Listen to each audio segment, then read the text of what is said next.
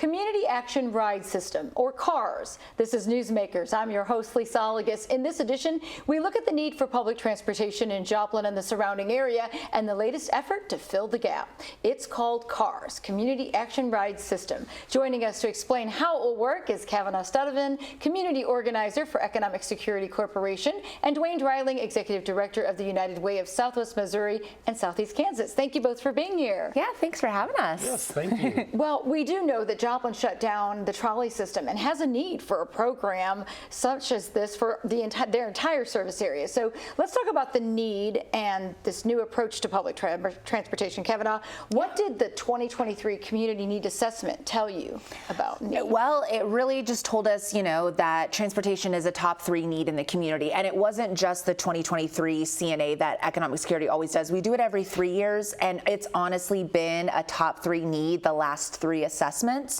Wow. And it was just trying to figure out, how do we do this? There are other transportation services out there, but there still is a gap that needs to be filled, and really trying to figure it out. And that's, this was before I was even brought to the table. That's really where Dwayne stepped in United Way and Economic Security, trying to figure out solutions to this ongoing issue in our community. What exactly prevents people from having their own transportation? Because there are a lot of people who drive around Joplin. What are the stumbling blocks for some people to having their own transportation? Cost is the biggest thing.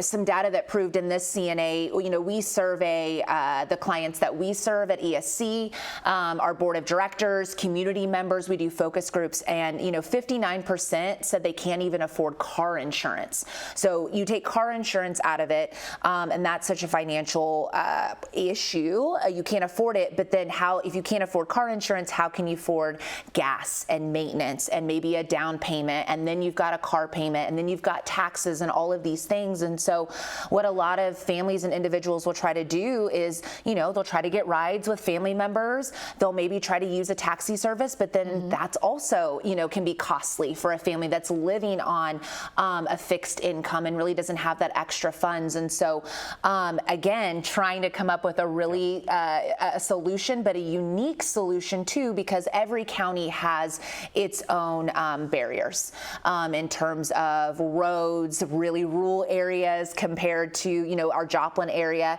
We have Uber and Lyft, but McDonald County does not have Uber and Lyft drivers. And so trying to figure out a solution that maybe fits all of those barriers and all of those needs in all 4 counties. And so it's 4 counties that you serve, right? Yes, we serve Barton, Jasper, Newton, and McDonald County. So this program specifically will be for all 4 counties. Okay. And one of the things that we get a lot of calls at the United Way, when people are looking for transportation, we get a lot of calls at United Way where, and talk about the cost of transportation, but maybe they have a car and the alternator's out, or it needs tires and they can't afford tires and it's not safe, or they go to have it inspected before they can tag it and it's not going to pass inspection and they don't have the dollars to fix that. And so, a lot of people that find themselves, I never thought that I'd be without a car, but I just don't have the funds available to get my car into operational mode and being able to use that car for transportation. And that affects, getting to and from work. That affects getting your kids to school. The other barrier, I think, sometimes that we think, again, we take a lot of calls at the United Way office of, especially among our senior citizens that just don't have access. And how do I get to doctor's appointments? How do I get to the pharmacy? And so I think those are also a lot of the barriers to transportation. So let's explain how CARS will work. And it's a partnership between the 2 of you, but basically, does someone just call for a ride? They will, yeah. So they will call and speak to an intake coordinator, and we'll gather some ridership information to create their profile. Obviously, their name, their age, where are we picking you up? And then in addition to that, where are we going? So a lot of individuals, if you have all of your medical appointments in the next 2 weeks, we could schedule those all in advance. Same thing with your work schedule. So gathering all that data after you call that number, and then ultimately then that's it. And then, it'll be our job as an agency to pair that rider up with a driver. These are volunteer drivers, so that's what is unique about the program. And then the night before, they'll get a confirmation phone call, and then we will come pick them up and send them on their way. So this is considered free. How is it funded? Yeah, so it's funded in a lot of different ways. Okay. So there are some state funds. There are a lot of grants out there to help with it.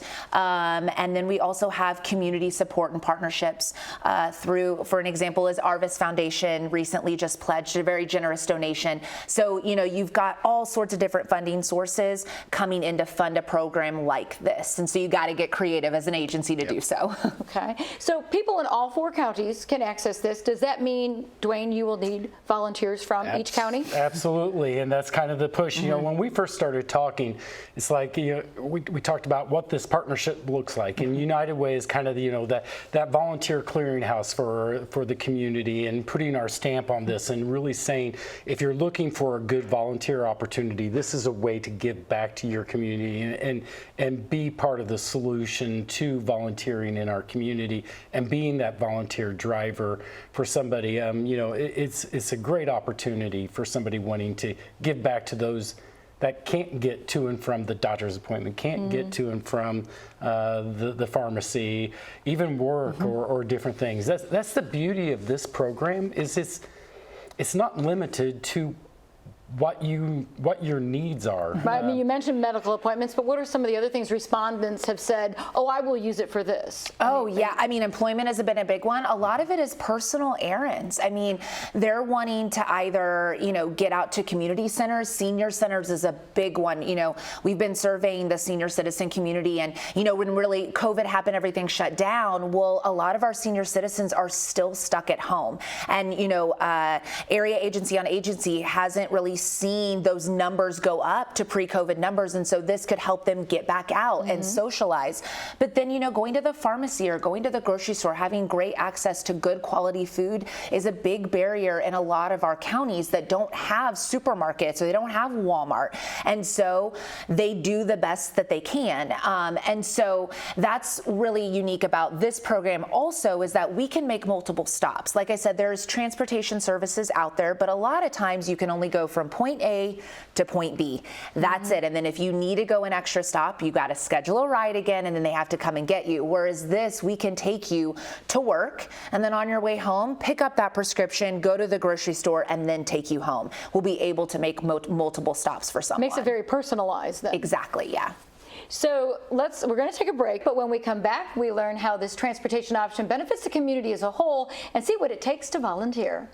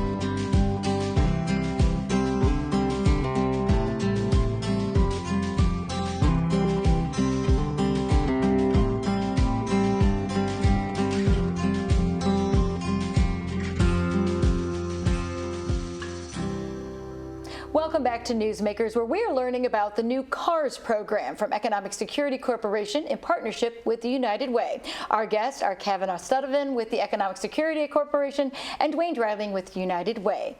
And thank you both for being here again. Yes. So many people have experienced Lyft and Uber and things like that. Dwayne, tell us about volunteering. Does it require background checks? Yep. I mean, what are we going to have to do to be a driver in this program? Yeah, so with the CARS program, yeah, it is going to require some minimal threshold of requirement for the drivers. You know, we're putting people in cars with other people, and that background check, also an inspection on your car, making sure that you have full coverage on your car, and make sure that your car is in operating order, just to make sure that we're putting the clients in a safe environment. Sure. I know, and I know economic security has been working on some of those other requirements and making sure that they have all that. They'll go through, and you know, the big thing about volunteerism, and I've found with volunteers, is they like to know what their expectation is. They want to be able to, yeah, I want to do this, but I want to know what the expectation. Yeah. They've developed a really great orientation that they will do. So every driver will go through, I can't remember. Yeah, it's about an hour to an hour and a half orientation where we'll go over code of conduct. We will go over the safety plans and procedures.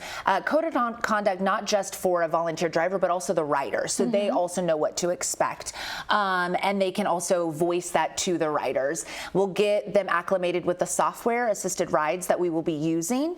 And then ultimately after that, we just need to know how much you want to volunteer, what hours you want to volunteer, kind of like a schedule, or it could be on an on-demand basis. If you have any restrictions, you know, we will allow service animals and things like that. So we want to know, are you allergic to animals? Do you want them in your vehicle? And then we'll send them with a little bag of stuff and their car's marker for their car. And then we'll, you know, pair them up with rides. Do they have to have a communication device? I didn't even think about that. You know, I mean, should an emergency happen? Yeah, they'll need to have, they got to have a cell phone. And that's also how they can access the software. It's a web-based software program that tracks all of their mileage for them. So they don't have to feel like they have to, on paper, track all of those mileage. We will do that. But yes, because we want them to be in contact if they show up to someone's home and they're not responding to a knock on the door or a phone call, that they can get a hold of us so we can try to reach that client. Excellent. Dwayne, this is part of the Give 5 program. So tell us about that program and what it is and how people kind of connect with that. Yeah, so United Way and the Area Agency on Aging partnered up to present the Give 5 program in our community. And that is a program where we take retirees, senior citizens, we like to say 55 and better, people over the age of 55, through a 3 to 4 day class where the first half day we come in and we kind of just talk about needs in the community. But then literally over the next 4.5 days, we load these retirees onto a bus and we visit 23 area nonprofits. Wow. So many times people retire and they don't even know what the needs are in the community. And so where do I give back my time? You know, people retire and they think I'm going to golf every day, I'm going to fish. Not. And they really want to serve a purpose. And then they go, I'm just sitting on my couch watching TV. I want to give back to my community, but then they don't know where to start. And so this is a great opportunity for people to, we call it civic matchmaking, or I call it speed dating with nonprofits. So we take these individuals, we visit 23 area nonprofits. Each nonprofit has about 30 minutes to tell them what they do, population served, and how they can use volunteers. And so going through that process, they're better able to identify what's a good, and at United we want to make sure that we are providing good matches. We don't want people to have a not so good volunteer experience and then go, okay, that didn't work out. In our next class, definitely CARS is going to be one of those agencies, and getting people familiar with what the CARS program and being able to provide that as an option. One of the things that we like about this program is we can be very flexible. If, you know, from the first class they said, hey, we didn't see anything with animals, so now we've added the Humane Society, and so we kind of use our class participants to kind of drive what other things. And so I'm really excited because we have heard from volunteers, we hear transportation is an issue, but how can we play a role in that? Right. So you went and to see how this works in another community. Tell me about where you went to observe and why you were willing to embrace this program. So, you know, I think it was about 18 months ago when everybody started talking about transportation and loss of the trolley, and we kept hearing about, okay, what do we do in our local community? So we heard of a program up in El Dorado Springs, Nevada area, that was on-demand transportation. It sounded really intriguing.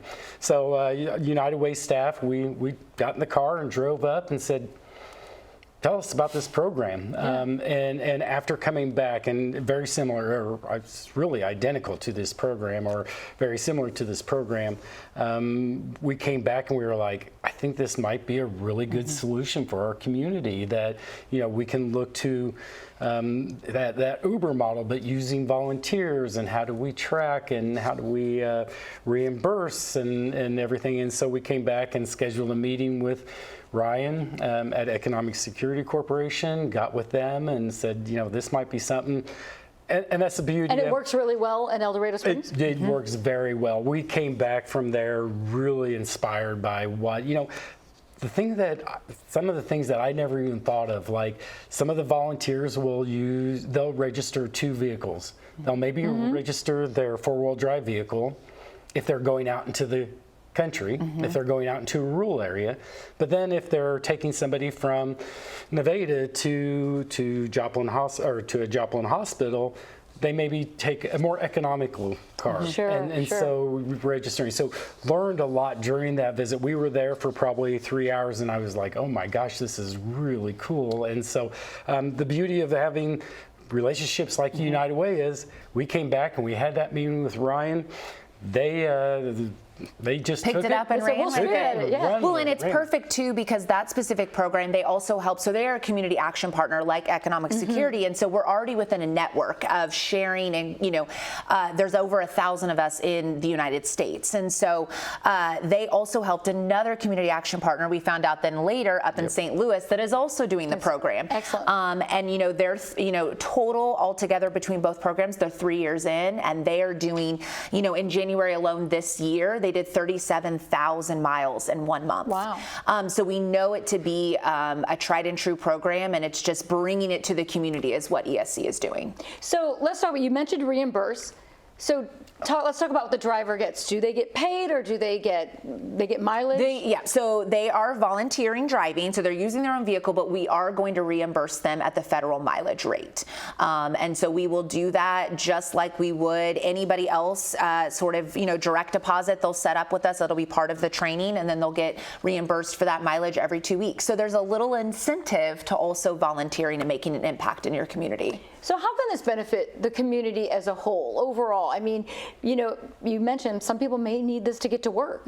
Can that be good for other businesses and people making appointments, they don't not show up? Absolutely. I mean, and that's what I've been doing since the end of November, since being with Economic Security, is going out and speaking to some of our big employers. You know, we're a big industrial area. There's a lot of manufacturers, and they're seeing a huge decline. They need employees from a small business to a large business. And so they can also use this as a recruiting tool for someone coming in for that interview, and they're like, listen, right now I don't have reliable transportation. They can give them the CARS card and be like, now you can schedule and you can come to work, call CARS.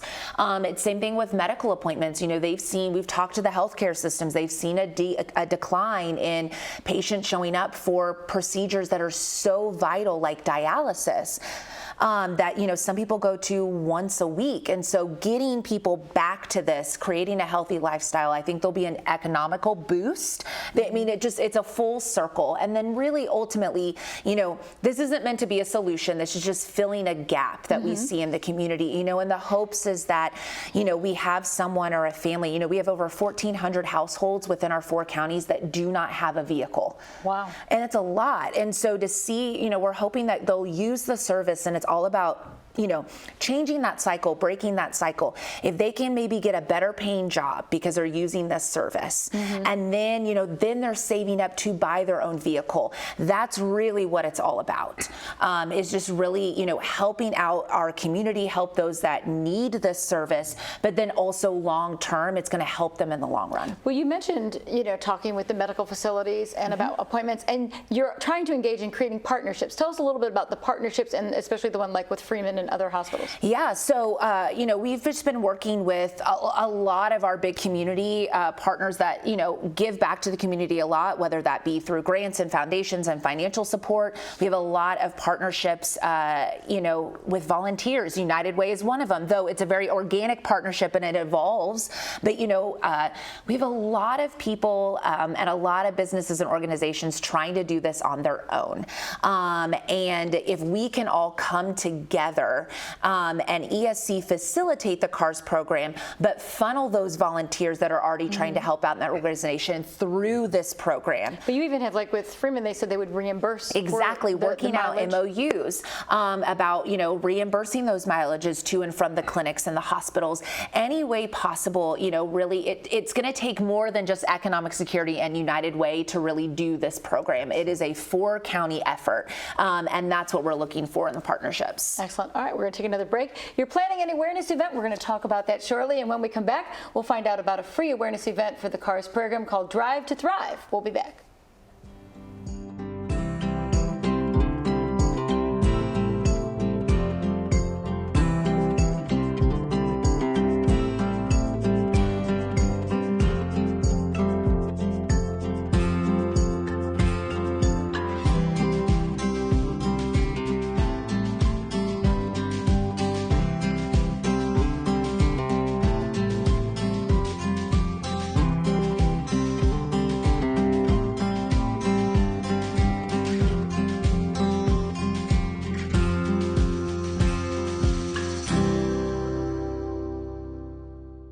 Are you recently retired and looking for a meaningful way to share your time and talent?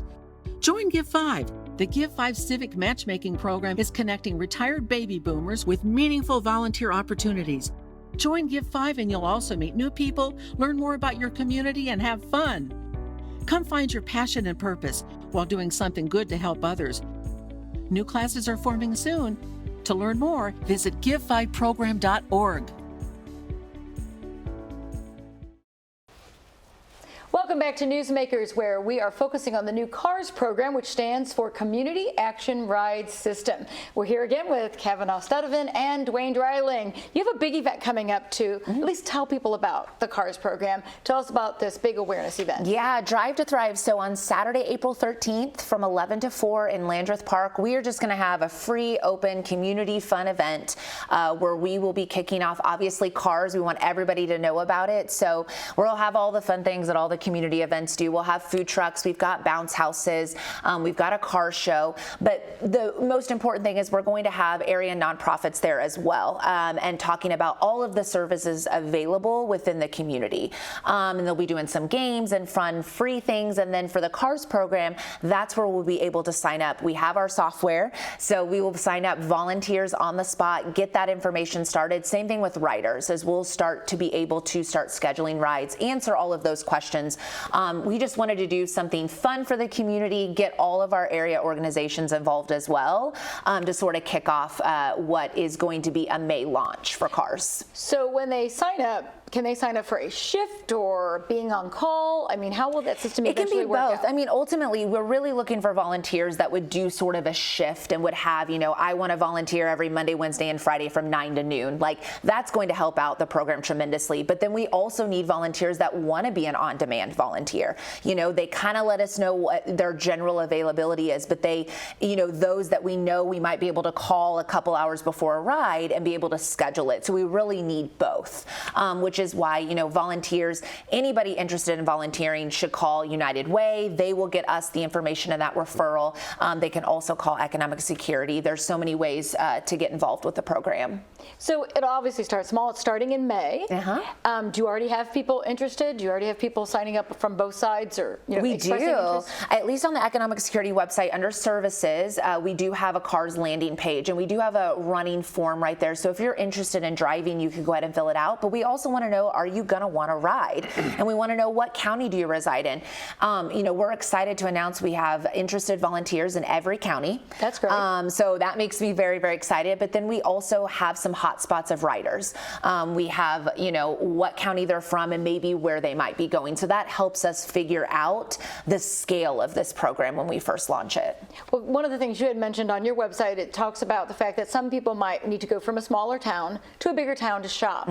So is there a limit on the distance that someone can drive? Do you have people who might take that longer journey? Say somebody says, hey, I have a Veterans Hospital appointment, and those are in different cities. Yeah, we will be able to do that. If we've got a rider, or I'm sorry, if we've got a volunteer willing to make that trek, we will reimburse them. We really just want to get people from point A to point B and where they need to go and connect them that way. But that is another reason why volunteer recruitment is so crucial and what drives and really is the heart of this program, because we need those volunteers that don't mind. They love driving.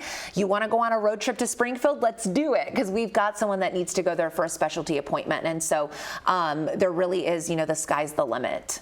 So Dwayne, you work with volunteers all the time. Do they express that, hey, what's the benefit for them? Do they get this good feeling by doing this kind of service? So, and again, through our Give 5, we've learned a lot about volunteerism and people wanting to give back. And that is really the crux of it is, I feel good because, I'm giving back to people less fortunate. A lot of times our volunteers have come from lived experience. We just were talking about that. Somebody called our office and they were like, I kind of want to volunteer in this area because that's how I grew up. And I want to make sure that other people don't have that same situation. So they really come from lots of different aspects when wanting to volunteer. The one thing that we've learned through, so amazing stat, over the next 18 years, 10,000 baby boomers are going to be retiring every single day. So think about the amount of volunteers out there. That's a good thing for you. But that also might increase the need, because some of them might stop driving. Absolutely. They're going to need, as they age, as our population ages, they're going to need more transportation. And so think about those volunteers, those baby boomers come with a skill set unlike any other generation. And so being able to use that skill set to help park cars or other programs in our community, I think is really, really important. So, Kevin, what do you hope people take away from the big event, the awareness event? Our community, and I have said this a lot in many different jobs and many hats that I've filled, is we really have the best community.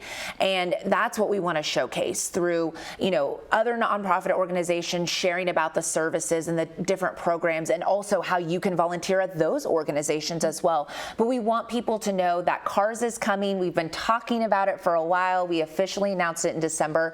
And now we are finally, thankfully, at a point where let's schedule a ride. We've got all that information. Let's do, you want to volunteer, let me sign you up now.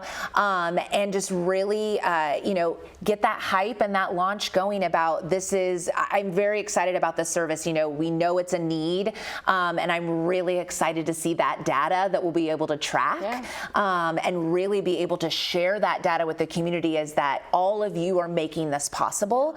And look how many miles we've done, in 30, 60, or even 5 years from now. And so that's when I'm excited, and it's a fun little community event too. Yeah. Well, and word of mouth is important to spreading any kind of information. So let's remind us when the event is and the time again and where it's going. It'll be Saturday, April 13th, from 11 to 4 in Landreth Park in Joplin.